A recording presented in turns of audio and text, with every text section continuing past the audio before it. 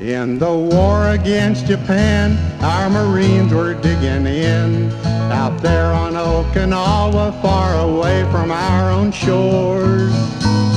My daddy was among them, and he says he really doubted that he'd ever get back home to see his loved ones anymore.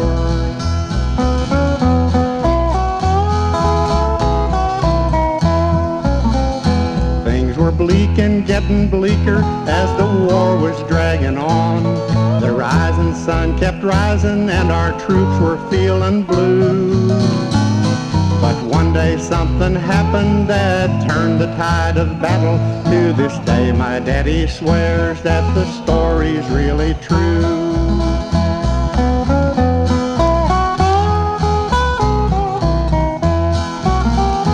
In the tale my daddy tells, a horde of Nipponese came running up the side of a mountain, screaming like the imps of hell.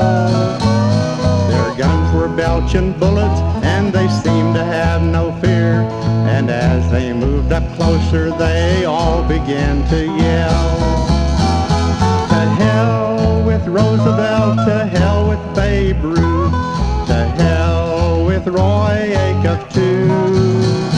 They had murder in their eyes, but they didn't realize what those insults would cause my dad to do.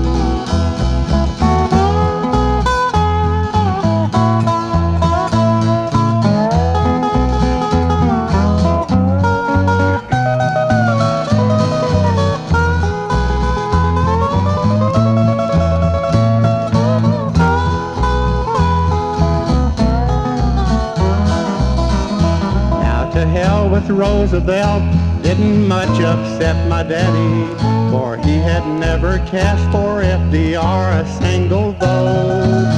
And since he didn't like the Yankees, he could take the Babe or leave him. But when they insulted Acuff, well, it got my daddy's goat.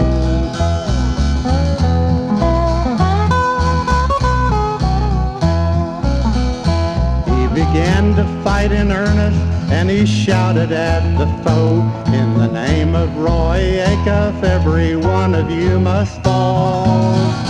Then he killed about 100, and as they bit the dust, Dad started into singing the Wabash Cannonball.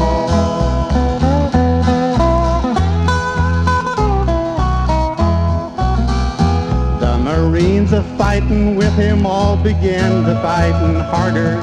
They sent that horde of Nipponese into Kingdom Come.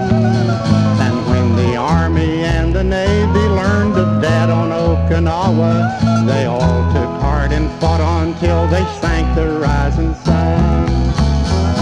Not all of them liked Roosevelt, some didn't like the Babe, but they loved Roy Acuff to a man. My dad and Roy inspired them, and in a sense I guess you'd say that my dad and Roy Acuff whipped Japan.